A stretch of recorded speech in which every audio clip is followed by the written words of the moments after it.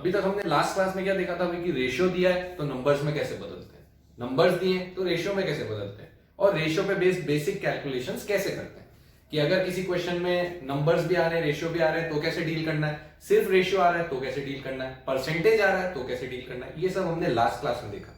अभी हम क्या देख रहे हैं आज फर्स्ट चीज कि to find a ratio from a given ratio, मतलब एक रेशियो दे रखा है, आपको कोई दूसरा रेशियो पूछ रहा है, ठीक है। इसका क्या मतलब हुआ, पहले इसको समझते हैं कि अगर a is to b is given तो सबसे पहली बात तो रिक्वायर्ड रेशियो निकलेगा कब, जब जो भी रेशियो उसने मांगा है must have same degree in numerator and denominator.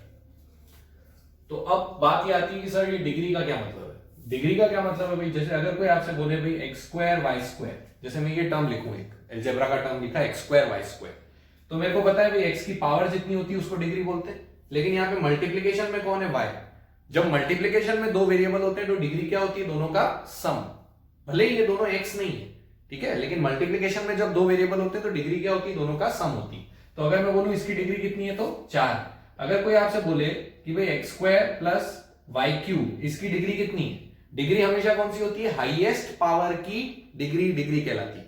इसकी डिग्री 2 है और इसकी डिग्री 3 है तो डिग्री कितनी होगी 3, क्योंकि हाईएस्ट 3 है, ठीक है। मल्टीप्लीकेशन में ऐड होगी, बाकी तो अलग अलग रहेगी। जैसे कोई आपसे ये बोले कि भाई मेरे पास x square minus y square है और अपॉन 2xy है, सपोज मैं आपको ऐसा एक्सप्रेशन दे दूं, ठीक है, तो ऊपर वाले टर्म की डिग्री इसकी कितनी है 2, इसकी कितनी है 2, तो ऊपर तो पूरे की डिग्री 2 हो गई क्योंकि दोनों की 2, ठीक है। अगर एक की 2 एक की 1 होती तो कितनी होती, 2 हो जाती, ठीक है। अभी दोनों की 2 है तो 2 हो गई। नीचे देखो ये 2 तो कांस्टेंट है, ये तो डिग्री अफेक्ट करता नहीं, वेरिएबल कौन है एक्स और वाई, दोनों मल्टीप्लाई हो रहे हैं, दोनों की पावर कितनी है 1 1, दोनों ऐड हो जाएगी पावर 1 + 1 2, यानी नीचे भी डिग्री कितनी है 2। तो ये जो लाइन मैंने लिखी है कि ऐसा रेशियो निकालने के लिए it must have the same degree in numerator and denominator, इसका ये मतलब निकला कि अगर मेरे पास ऐसा एक्सप्रेशन है तभी मैं उसकी वैल्यू निकाल सकता हूं, वरना मैं उसकी वैल्यू नहीं निकाल सकता। पहली बात तो क्या समझनी पड़ेगी कि भाई to find a ratio from a given ratio possible कब है, तभी पॉसिबल है जब जो रेशियो दे रखा है उसके टर्म्स में जो रेशियो मांगा है उसकी ऊपर और नीचे डिग्री क्या होनी चाहिए, सेम। क्लियर है ये बात, ठीक है। अच्छा, डिग्री सेम होनी चाहिए एक बात है, हर टर्म की डिग्री सेम होनी चाहिए वो भी है, ठीक है। जैसे यहां पे ऐसा नहीं हो सकता था, इसमें हम आंसर नहीं निकाल सकते क्योंकि इसकी डिग्री 2 है, इसकी डिग्री क्या है 1 है, तो ऊपर तो डिग्री 2 हो गई, नीचे भी डिग्री 2 हो गई, लेकिन इस टर्म की डिग्री तो अलग हो गई। तो मेरे को साथ में क्या चाहिए, हर टर्म की डिग्री सेम होनी चाहिए। तो required ratio must have same degree in numerator and denominator of each term, ये और लिखो, हर टर्म की डिग्री सेम होनी चाहिए। क्लियर है। अब इसको एग्जाम्पल से समझेंगे तो क्लियर होगा। देखो, जैसे कि आपको क्वेश्चन में भाई ऐसा बोला कि if a is to b बराबर 2 is to 3 फाइंड, ठीक है, a is to b बराबर 2 is to 3 ले दिया और अब आपसे कुछ निकल, या इसको 3 is to 2 ले लेते हैं, a is to b बराबर 3 is to 2, ठीक है, और अपने से बोला फाइंड। फर्स्ट पार्ट देखो, फर्स्ट पार्ट में हमसे बोल रहा है a square minus A B plus B square upon let us से a square minus B square, ठीक है, फर्स्ट पार्ट में ये पूछा। सेकेंड पार्ट देखो, सेकेंड पार्ट में बोलता है कि 3a plus 4b, 3a plus 4b upon 2a minus b, और एक थर्ड पार्ट और ले लेते हैं जिसमें उसने बोल दिया a square plus B square upon बोल दिया a प्लस b। ये सब भी तो रेशियोज ही हैं। अपॉन का मतलब क्या होता है, रेशियो, मतलब ऐसे भी पूछ सकता था कि find this is to this, this is to this, this is to this, तो भी एक ही बात होती ना, ठीक है। मतलब मेरे को एक रेशियो दे रखा है और दूसरा रेशियो पूछा है, तो यही बात हो रही है, इस आर्टिकल की बात हो रही है जो आर्टिकल में हमने पढ़ा है। अब हम फर्स्ट पार्ट देखते हैं। सबसे पहले टेक्निक क्या है, ये तो भाई ये मैंने खाली ये समझा है कि कब निकाल सकते हैं, पहले तो हमें ये समझते हैं कि इनमें से कौन सा आंसर निकलेगा, ठीक है। तो देखो a is to b कितना है 3 is to 2, ये तो दे रखा है, अब इसको यूज करके ये सब निकालने। पहला वाला देखते हैं, पहले वाले में इसकी डिग्री कितनी है भाई 2 है, इसकी एक मतलब 1 + 1 2, इसकी भी 2, ऊपर हर टर्म की डिग्री 2 है, नीचे इसकी 2 इसकी 2, इसकी भी हर टर्म की डिग्री 2 है, मतलब इसका आंसर निकलेगा, ठीक है। इधर देखते हैं, इसकी डिग्री 1, इसकी डिग्री 1, इसकी भी 1, इसकी भी 1, हर टर्म की डिग्री 1 है, इसका मतलब इसका भी आंसर निकलेगा। इधर देखते हैं इसकी डिग्री 2, इसकी डिग्री 2, तो ऊपर डिग्री 2 है, नीचे इसकी 1, इसकी 1, तो ऊपर तो 2 है लेकिन नीचे 2 नहीं है। इसका मतलब क्या हुआ कि ऊपर नीचे डिग्री अलग है, ऊपर नीचे डिग्री अलग होते इसका आंसर नहीं निकलेगा। तो अगर मेरे से कोई ये पूछे कि भाई ये दे रखा है और इसका आंसर निकालो, तो सॉल्व करने की जरूरत ही नहीं, आंसर क्या बोलेंगे, कैन नॉट बी डिटरमाइंड, इसका आंसर नहीं निकल सकता। ठीक है, क्यों नहीं निकल सकता वो अभी देख लेंगे, हालांकि ये भी हम पढ़ चुके हैं कि भाई इससे इसको नंबर्स में कैसे बदलते हैं, अभी समझ में आ जाएगा। ठीक है, अभी पहली चीज समझो, पहली चीज क्या समझनी है कि कब आंसर निकलेगा, वो समझ में आ गया, कब आंसर निकलेगा, जब हर टर्म की डिग्री सेम होगी। ठीक है, तो इसका तो आंसर निकलेगा ही नहीं। अब फर्स्ट पार्ट देखो, सॉल्व कैसे करना है, आंसर निकलेगा ये तो बता पड़ गया, सॉल्व कैसे करना है। तो मेरे को क्या पूछ रहा है भाई, A square minus A B plus B square upon A square minus B square, यही तो पूछ रहा है। तो मेरे को कुछ भी नहीं करना है, ए की वैल्यू क्या रखनी है 3 और बी की वैल्यू क्या रखनी है 2, बस जो रेशियो दिया है वही वैल्यू एज इट इज इसमें रख दो और सॉल्व कर दो। पहले सॉल्व करते हैं फिर देखते हैं ऐसा क्यों। ए की वैल्यू क्या रखी 3, 3 का स्क्वायर 9 माइनस 3 इंटू 2 6, ठीक है, प्लस 2 का स्क्वायर 4 अपॉन 3 का स्क्वायर 9, 2 का स्क्वायर 4। क्लियर, ऊपर 13, 13 में से 6 गया तो 7 और नीचे 9 में से 4 गया तो 5। क्या आंसर आया 7:5। क्या आंसर लिखेंगे 7:5, पहले पार्ट का आंसर। ठीक है, एक बार दूसरा पार्ट भी करते हैं। दूसरे पार्ट में भी हमने बोला आंसर तो निकलेगा, आंसर निकलेगा मतलब सोचना ही नहीं, ए की जगह 3 रखना है, बी की जगह 2 रखना है, रख दो। कितना आया 3 इंटू 3, 3 इंटू 3 कितना 9 प्लस 4 इंटू 2, 4 इंटू 2 कितना 8, 3a plus 4b upon 2a minus B, ये निकालना ना, 3 इंटू 3 9, 4 इंटू 2 8, 2 इंटू 3 6 माइनस 2, ये हो गया। ऊपर कितना 9 और 8 17, नीचे कितना 6 में से 2 गया 4। आंसर क्या लिखेंगे 17:4, 17:4। तीसरा पार्ट, तीसरे पार्ट में मैंने बोल दिया कि आंसर निकलेगा ही नहीं, तो आंसर क्या लिखेंगे कैन नॉट बी डिटरमाइंड। क्या आंसर लिखेंगे can not be determined, CBD। क्या आंसर लिखना है CBD, can not be determined, नहीं निकाल सकते। अब जरा समझ लेते हैं क्यों हुआ भाई ये सब, कहानी क्यों आई। अभी फर्स्ट क्लास में हम सीख चुके हैं कि अगर हमें रेशियो को नंबर्स में बदलना है, क्योंकि हमें यहाँ नंबर्स की वैल्यू डालनी है, तो नंबर्स में बदलना पड़ेगा। नंबर्स में बदलने के लिए किससे गुणा करना था, x से गुणा करना था, कर दो गुणा। तो a की क्या वैल्यू आई तुम्हारे पास 3x, b की क्या वैल्यू आई तुम्हारे पास 2x, ये आ गई। ठीक है, अब ये 3x और 2x उठा के यहाँ रख देता हूं, जैसे फर्स्ट पार्ट सॉल्व करना होता तो ये वैल्यू उठा के यहाँ रख देता। देखो रख के देखो, रखी यहाँ पे a स्क्वायर यानी इसका स्क्वायर कितना होगा, इसका square 9x square, a into B यानी 3x इंटू 2x कितना होगा भाई 6x स्क्वायर, b स्क्वायर यानी 2x का स्क्वायर कितना होगा 4x स्क्वायर, नीचे a स्क्वायर यानी 9x स्क्वायर, b स्क्वायर यानी 4x स्क्वायर। बहुत बढ़िया, आ गया इतना। अब ऊपर देखो कितना हो गया 9 और 4 13, 13 में से 6 गया 7, 9 में से 4 गया 5, ये आ गया। अब ये और ये कट जाएंगे कि नहीं कट जाएंगे, तो आंसर तो 7:5 ही आएगा कि नहीं आएगा जो हमारा आया। तो क्या मेरे को इसके लिए x लेने की जरूरत थी, नहीं थी, क्योंकि x कट गया। क्यों कट गया, क्योंकि डिग्री सेम है, डिग्री सेम नहीं होती तो कटता ही नहीं। अब समझ में आई पीछे चल के कि भाई ये सब बात क्यों बोल रहे थे, कि डिग्री सेम होगी हर टर्म की तभी x कटेगा, और x कटेगा तभी आंसर आएगा। मान लो x रह जाता तो x कहां से लाते, x तो है ही नहीं हमारे पास, और ना हम x निकाल सकते हैं, दे ही नहीं रखा कुछ, इसलिए तब आंसर नहीं निकलेगा। तो इस वाले क्वेश्चन में, थर्ड वाले में, तुम अगर यहाँ पे a b की वैल्यू रखोगे तो देखो x कटेगा ही नहीं।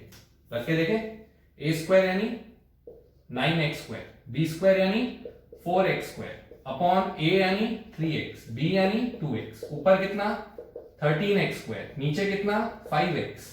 एक x से एक x तो कट गया लेकिन एक x तो बच गया। अब x की वैल्यू तो पता ही नहीं है, तो आंसर क्या लिखेंगे, लिख ही नहीं सकते, क्योंकि हम कोई भी यूनिक आंसर निकाल ही नहीं सकते जब तक x नहीं पता हो। इसीलिए सिंस यहाँ डिग्री सेम नहीं थी इसलिए x नहीं कट रहा है। तो आई होप ये क्लियर होगा, कुछ भी नहीं करना, बहुत सिंपल सी चीज है। अब अगर इसका हम समराइज करें तो इतनी सी बात है खाली कि अगर आपको एक रेशियो दिया और कुछ रेशियो पूछा है तो आपको सीधा उस रेशियो की वैल्यू जो है नंबर्स की वो एज इट इज यहां डाल देंगे, कोई एक्स यूज करने की जरूरत नहीं। ठीक है, चलो आगे बढ़ते हैं।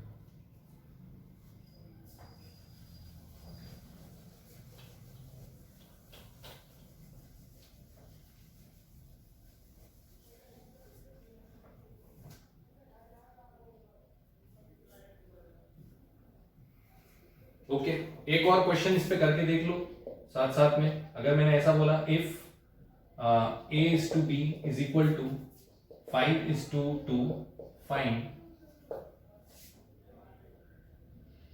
a square b plus ab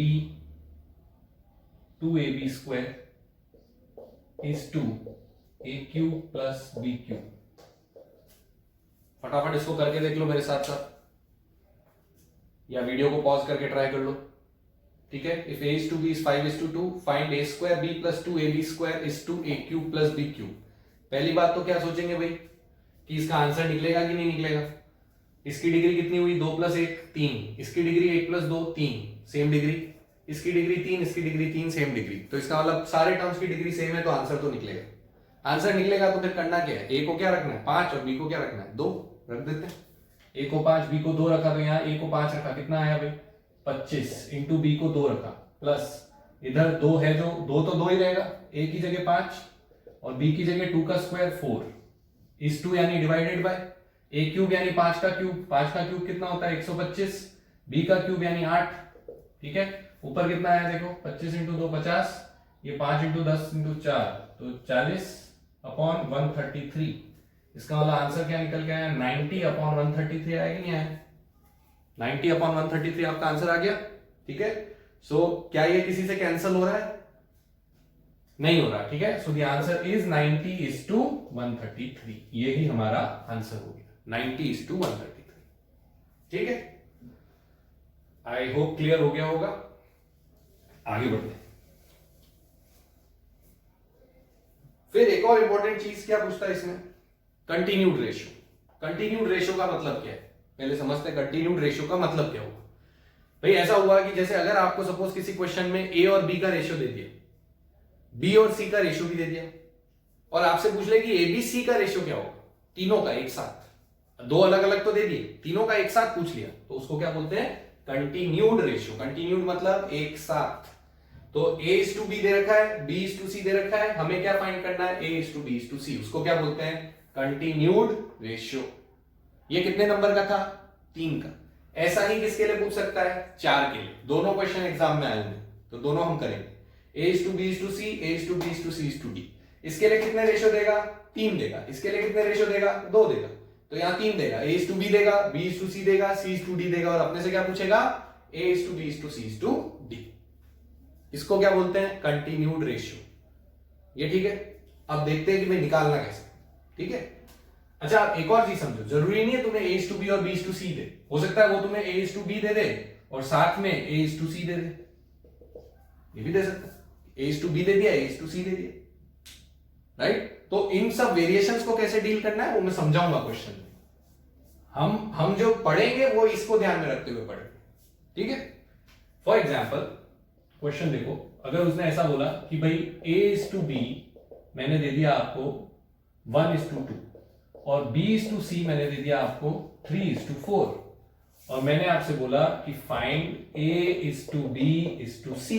पहले तो डायरेक्ट क्वेश्चन देखते हैं, जो मैंने बोला वही लिख दिया। a is to b दे रखा है 1:2, b is to c दे रखा है 3:4। क्या निकालना है भाई a is to b is to c, continued ratio निकालना है। ठीक है, तो सिंपल है, कुछ खास बात नहीं है। क्या करोगे a/b, a is to b यानी a/b कितना दे रखा है 1/2। ठीक है, b/c कितना है वो यहां लिख लेते हैं, b/c कितना है भाई 3/4, यहां लिख लिया। ये दो रेशियो दे रखे कि नहीं दे रखे। टारगेट क्या है, टारगेट ये है कि अगर इन तीनों को जोड़ना है तो जो नंबर यहां आ रहा है, मतलब जो इसका लास्ट नंबर है यानी कॉन्सिक्वेंट है, वो इसका एंटीसीडेंट होना चाहिए। जो इसका कॉन्सिक्वेंट है वो इसका एंटीसीडेंट होना चाहिए, तभी ये जुड़ेंगे, मतलब इनमें ब्रिज बनेगा। a is to b, b is to c, b connecting link हो गया। जब तक ऐसा कनेक्टिंग लिंक नहीं मिलेगा हम कंटिन्यूड रेशियो नहीं निकाल पाएंगे, तो हमें कनेक्टिंग लिंक बनाना है। ठीक है, अभी यहां पे तो बन गया कनेक्टिंग लिंक डायरेक्ट, क्योंकि यहाँ a is to b है और यहाँ b is to c है, तो डायरेक्ट कनेक्टिंग लिंक बन गया, कुछ और करने की जरूरत नहीं। ठीक है, तो आपने क्या लिखा यहाँ हाफ, यहाँ 3/4, जो रेशियो था वो एज इट इज लिख लिया। अब टारगेट क्या है भाई, टारगेट ये है कि b जो है उसको हमें सेम बनाना है, हमें b को दोनों रेशियो में सेम बनाना है। यहाँ पे b की क्या वैल्यू है 2, यहाँ पे b की क्या वैल्यू है 3, तो तुम कैसे सेम बनाओगे, 3 को यहां मल्टीप्लाई कर दो, 2 को यहां मल्टीप्लाई कर दो, क्रॉस में मल्टीप्लाई कर दो, मतलब उसके b की वैल्यू यहां मल्टीप्लाई, इसके b की वैल्यू वहां मल्टीप्लाई।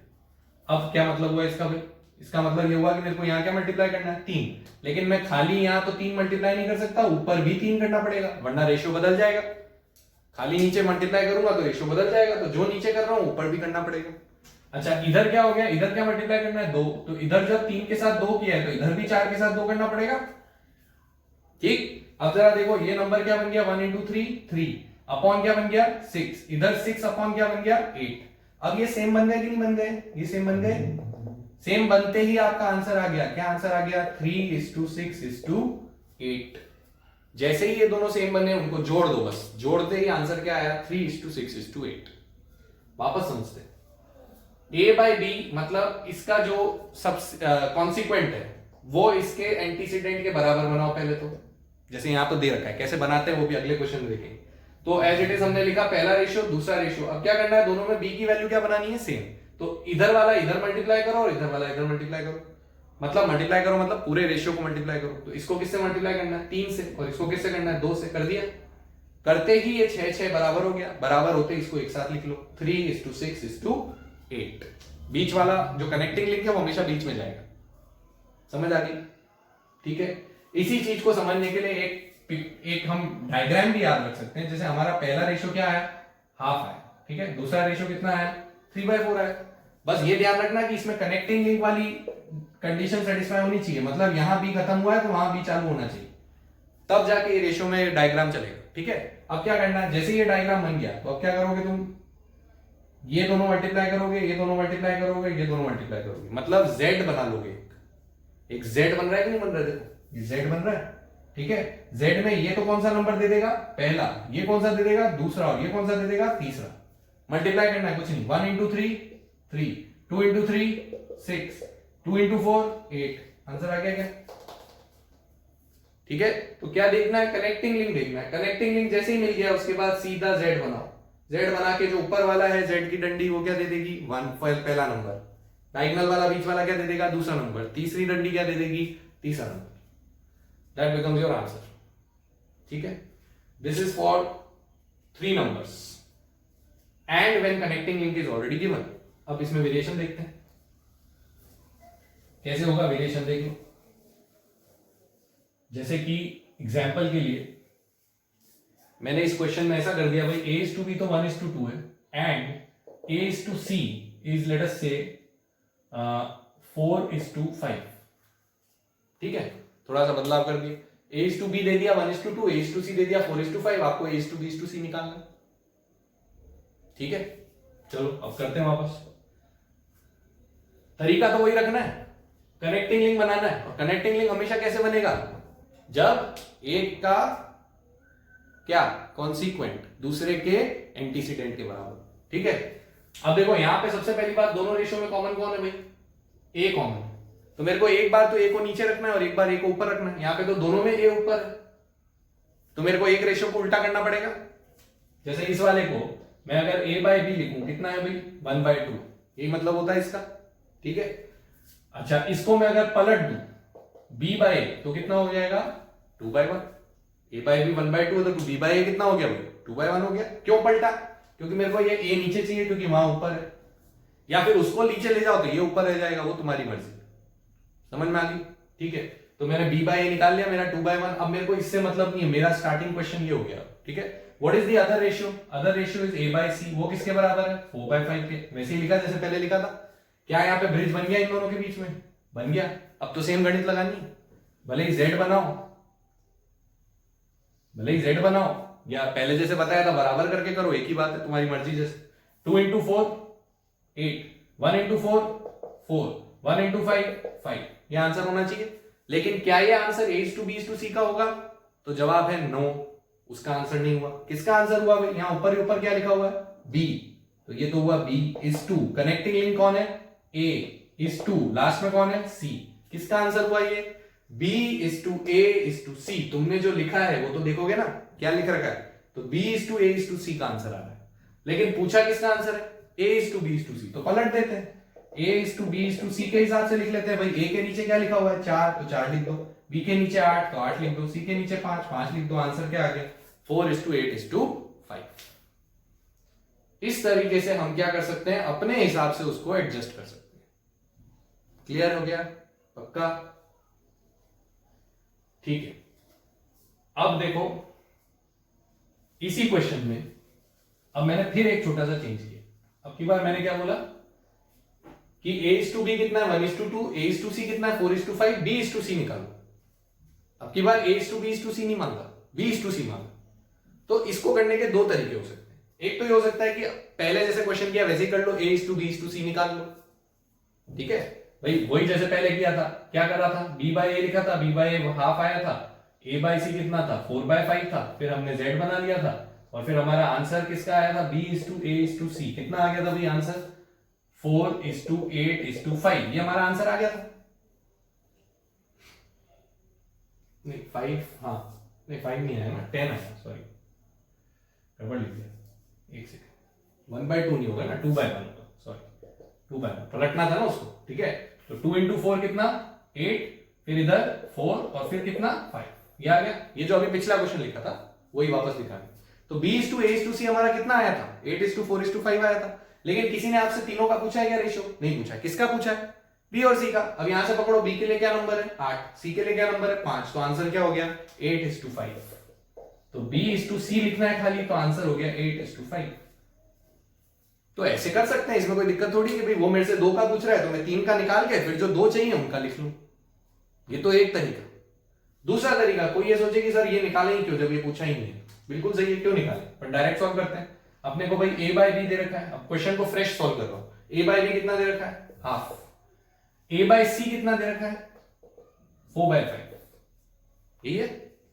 चाहिए क्या, चाहिए क्या B/C चाहिए। अब थोड़ी सी गणित लगाएंगे।